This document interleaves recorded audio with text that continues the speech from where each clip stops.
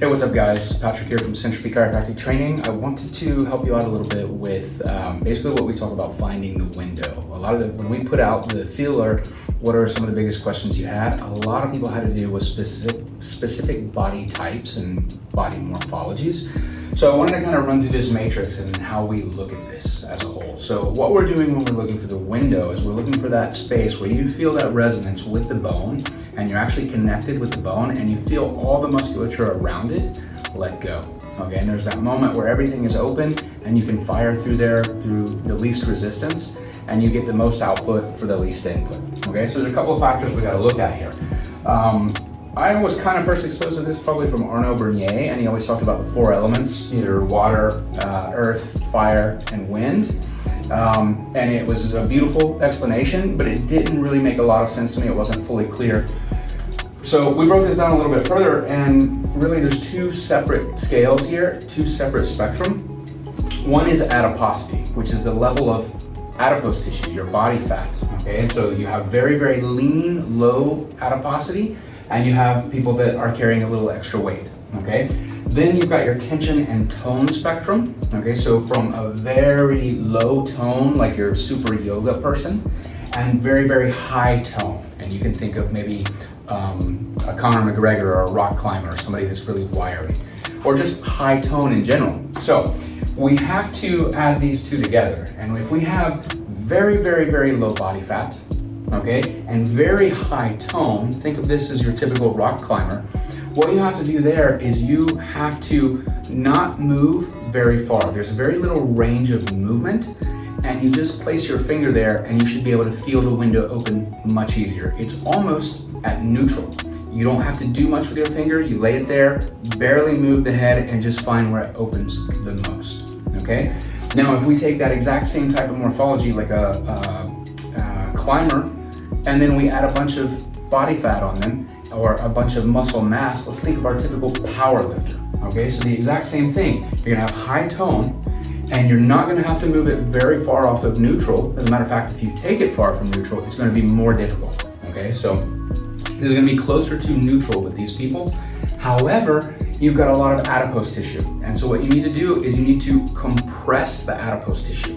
Okay, imagine you've got this much inert material that does nothing, and if you don't compress that material down, then what's going to happen is you're going to cause a whiplash. So you're going to actually slam into the bone. So what you need to do is not create tension, but compress the adipose until your finger is on the bone and you can feel the opening. Okay, so let's move back to this side and imagine we have the lower tone.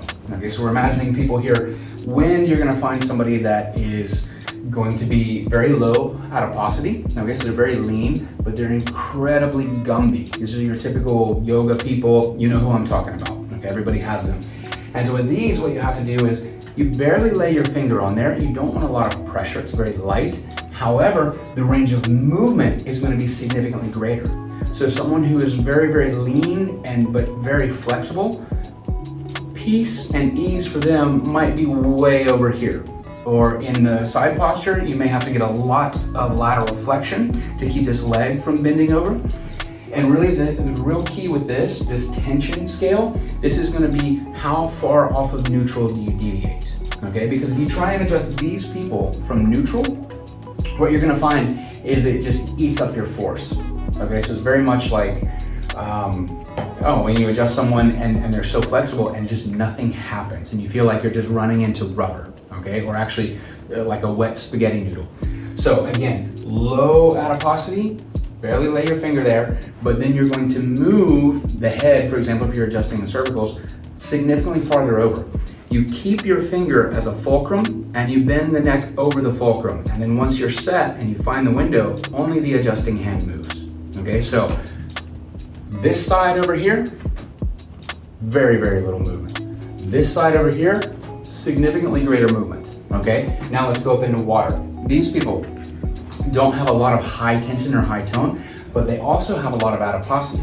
So for these people, you need to do the exact same thing in terms of range of movement. You need to bring them far over your fulcrum, but you have to compress the tissue here. Okay, so just to really quickly, briefly recap here, this scale is going to tell you how far you need to bring them over from neutral, and this scale is going to tell you how much you need to sink in on the bone to get that contact. And remember, with all of our adjustments, whether it's a lumbar, whether it's thoracic, whether it's cervicals, we're using our fingertips, and the reason being is because you have the greatest feeling there. And what you want to do is you want to feel right where that resistance just lets go. There's a moment where everything just relaxes. We call it the window, and that's what we're searching for. So just find that spot, bring it over to wherever it needs to go, and then you got it. So I hope you guys enjoyed this, and we've got a lot more coming soon.